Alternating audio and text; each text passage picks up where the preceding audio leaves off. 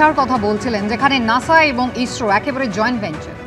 হ্যাঁ, এই নিসার উপগ্রহটির কাজ হবে পৃথিবী পৃষ্ঠ থেকে 774 কিলোমিটার দূরত্বে একটি বৃত্তাকার কক্ষপথে প্রায় 4.5 থেকে 5 বছর এটি ঘুরে ঘুরে পৃথিবী সম্পর্কে সমস্ত ধরনের তথ্য, আবহাওয়া পরিস্থিতি, আবহাওয়াজনিত পরিস্থিতি, জলস্তর, সুনামি, ভূমিকম্প, কোথায় কত তাপমাত্রা, এর সমস্ত কিছু জানান দেবে। যেমন তেমনি কতটা পরিমাণ ভেজিটেশন আছে, কোথায় কোথায় মানুষের বসতি বাড়ছে, কোথায় কোথায় তার জন্য তাপ বৃদ্ধি হচ্ছে, ক্লাইমেট চেঞ্জ হচ্ছে, এই সমস্ত জিনিস জানাবে।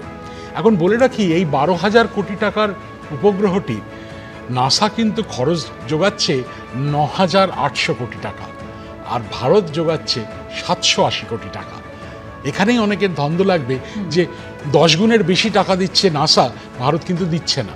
কিন্তু মনে রাখতে হবে, নাসা ইসরোর কাজের উপরে এতটাই বেশি নির্ভরশীল হয়ে পড়েছে তাদের পারদর্শিকতার জন্য, যে তারা কিন্তু সমানভাবে সমভাবে এই সহযোগিতাটি করছে।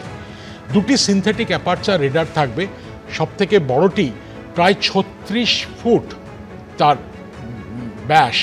এটি পৃথিবীকে দেখতে দেখতে যাবে দুটি ব্যান্ডে, এস ব্যান্ড এবং এল ব্যান্ড। এই এল ব্যান্ডের যে সিনথেটিক অ্যাপারচার রেডার সেটি বানাচ্ছে নাসা, এস ব্যান্ডটা বানাচ্ছে ইসরো। তাছাড়া ইসরো তার ওই জিএসএলভির মার্ক 2 রকেটটা দিচ্ছে।